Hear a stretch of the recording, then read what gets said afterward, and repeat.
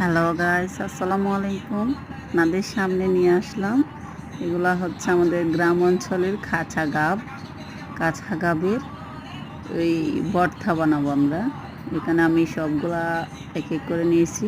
এগুলো আমি ছিলে নিয়েছি, কাঁচা গাবগুলা, খোসাগুলা ফেলে দিয়েছি।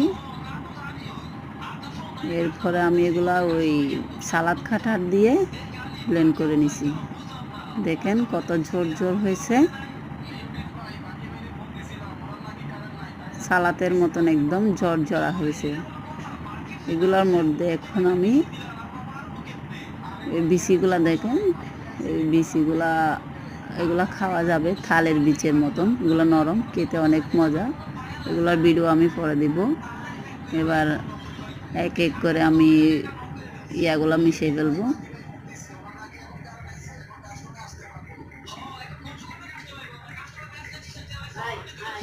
দেখুন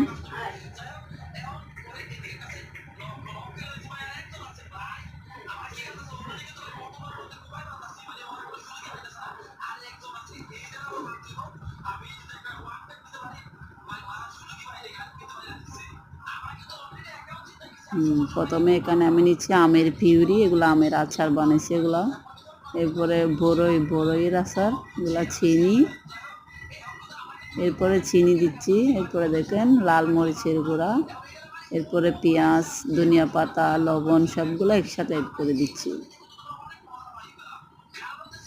সবগুলো একসাথে দেওয়ার পরে আমি হালকা হাতে সামান্য করে একটু করে পানি দেব। হালকা হাতে একটু করে সামান্য করে একটু পানি দেব। পানি দেওয়ার পরে আমি এগুলা মাখাই নিচ্ছি। দেখেন কত লোভনীয় লাগতেছে, খাইতে অনেক মজা। খেয়ে দেখবেন আপনারা। এগুলো আসলে আমরা ফেলে দিই, কিন্তু এগুলো আমরা যখন আচার করে খাই বা একসাথে সবগুলা দিয়ে খাই, অনেক মজা খেতে। আসলে জিভে জল চলে আসতেছে। এগুলো আপনারা খেয়ে দেখবেন, ট্রাই করে দেখবেন। ভিডিওটা ভালো লাগলে অবশ্যই লাইক, কমেন্ট, শেয়ার করবেন।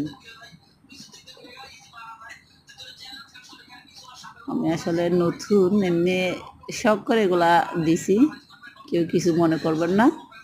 যদি ভুল ত্রুটি হয় ক্ষমা করবেন। ইনশাল্লাহ সবাই ভালো থাকবেন। ধন্যবাদ সবাইকে।